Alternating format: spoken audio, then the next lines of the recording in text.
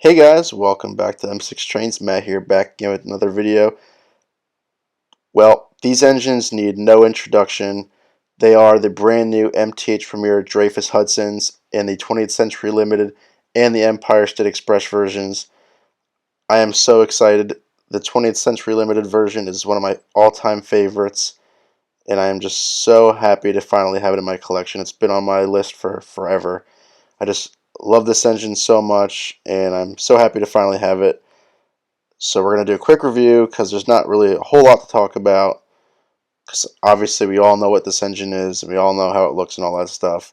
So we're going to do a quick review and a running session, and hope you guys enjoy. Alrighty, so starting off with the 20th Century Limited here.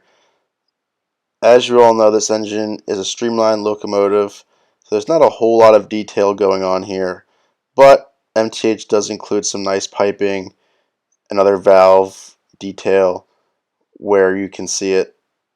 But for a streamlined engine, it's pretty covered, but you can still see a little bit of piping, as you can see here, which is nice. It's not just all cast-in detailing.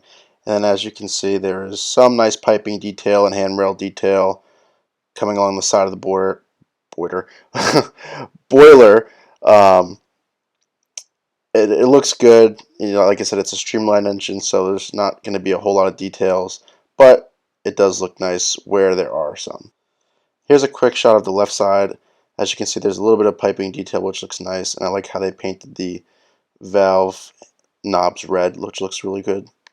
Here's a shot of the top of the engine. Like I said, not a whole lot going on, but you do have some separately applied valves as well as a separately applied whistle, which does have whistle steam, which is really nice. And they also have the slidable or movable roof vents, which is a nice touch. Last but not least, the best feature on this engine, in my opinion, is the spotlights or running lights, whatever you want to call it, that light up the drive wheels on this engine. I love this feature on the Dreyfuss Hudsons. I think it looks amazing, and it's just really cool to see. I think it's a great feature, and I'm so glad they do this. Taking a quick look at the tender, you can see there's a lot of molded and detailing up here, but there is some separately applied grab handles, which is nice. And then looking at the back of the tender, you can see they put some nice legible decals or plaques on the back of this thing that are legible, which look really cool. And then you could also see the back of the actual tender back there with the reverse light, and then you could see how the streamlining kind of comes past that and kind of shrouds around it, which looks really neat and just totally different. And speaking of streamlining, when you come up to the top of the tender, you can see that MTH puts these hinged doors over the coal load, and you could actually move them up and down, or yeah, I guess open and closed, I guess. And it looks really cool, and it's kind of fun to play with, to be honest. But it's just really cool.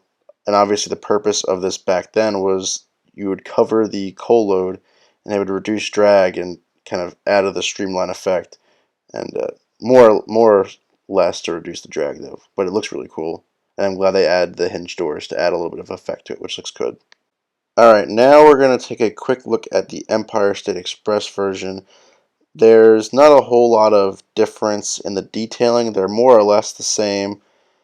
It's a couple different things. Obviously, the Empire State Express is, I guess, a little bit more streamlined, and there's a little bit more rib detailing versus when the 20th Century Limited is more smooth. But other than that, they're more or less the same engine. I mean, there's a few differences here and there, but more or less they are the same. One quick thing I want to mention about the Empire State Express version that I really like, I like how this one has the silver window trim around the window. I think it looks really good, and it just really makes this engine look fantastic.